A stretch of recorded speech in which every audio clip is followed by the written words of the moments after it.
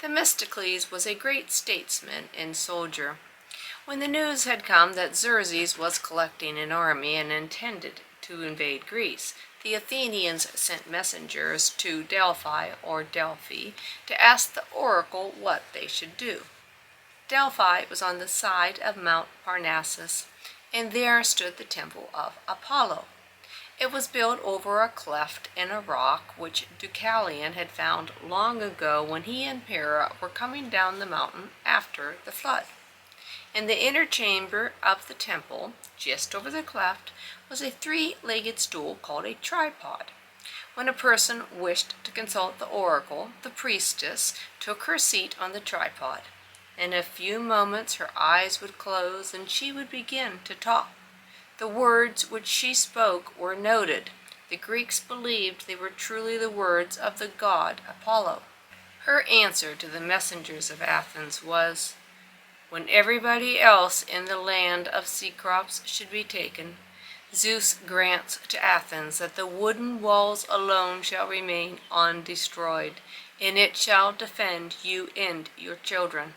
Stand not to await the attack of horses and foot from Asia, but retire. You shall live to fight another day, and thou, O divine Salamis, shall destroy the children of women." The Athenians were greatly puzzled by this answer. Themistocles decided that the wooden wall meant ships of war, and that the gods would save the people if they would leave their city and trust in their fleet when the enemy approached. He advised the Athenians to build ships of war. The people at last came to believe him. Rich Athenians gave him money, and the people voted that the silver which was dug every year from the silver mines owned by the city should be used to pay for the building of warships. And thus, by the time Xerxes began his march, Athens had a fleet of over 200 ships of war. These vessels were gigantic rowboats, each having as many as 150 oars. Each also had a mast with a single big sail, which was hoisted to help the rowers. The capture of Thermopylae had given the Persians an open road to Athens, so the women and children of the city, and the men who were too old to fight, were sent away in merchant ships to places of safety. A few men stayed in Athens and defended the citadel. The rest went out in the warships with Themistocles to fight behind the wooden wall. Themistocles and the commanders of the fleets of the other Greek states took their vessels into the narrow strait of Salamis, which lay between the island of Salamis and the shore of Attica. Here the Persians followed them. Themistocles now wished the Greeks to give battle to the Persians, but the Spartan commander and the other Greek leaders were unwilling to risk a battle in such a narrow strait. They proposed to retreat. Themistocles, however, was determined that a battle should be fought in the strait. He sent word secretly to Xerxes that the Greek ships Themistocles was determined, however, that a battle should be fought in the strait. He sent word secretly to Xerxes that the Greek ships were going to try to get away, and advised him to head them off. Xerxes was delighted to get this message. During the night he sent a part of his fleet up the shore of Attica to the other end of the strait, so as to hem the Greek fleet in between two lines of Persian ships. Next morning the Greek leaders all saw there was nothing they could do but fight, and at once the ships were drawn up in lines of battle. Xerxes' throne had been placed on a high cliff on the shore of Attica so that he might look down upon the battle. When the sun rose, he took his seat upon the throne. He was clothed in his royal robes and surrounded by the princes of his court.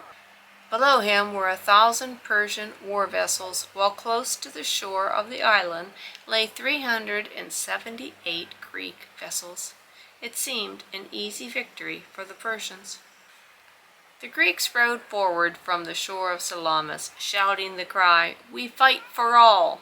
The Persians replied with their war cry, and the battle began. For a time the Persians had the advantage, But their ships were in the way of one another.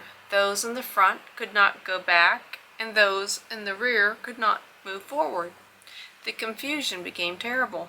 Ship after ship of the Persians sank, some of them rammed by the Greeks, others run down by their allies. In all, 200 Persian vessels were destroyed, and a great number were captured. The Greeks only lost 40 ships. When Xerxes saw his 1,000 vessels sunk or captured or rowing away in flight, he determined to go back to Persia. He at once returned to northern Greece, where he had left 300,000 men in the command of his brother-in-law. With the rest of the army he marched on to the Hellespont.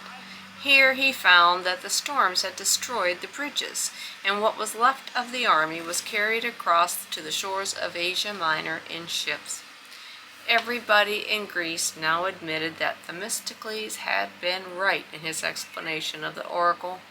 The wooden wall saved the people, and Salamis, as the oracle had said, destroyed the sons of women, chiefly the sons of Persian, not Greek women. The battle of Salamis brought fresh glory to Themistocles. After some years, however, he became unpopular and was banished from Athens. He stayed at Argos. Then the Spartans, who were his enemies, accused him of treason against Greece. Fearing that he could not get a fair trial at Athens, he fled to Persia. The Persian king gave him 3 cities with which to support himself, and in one of these he lived until his death in 453 BC.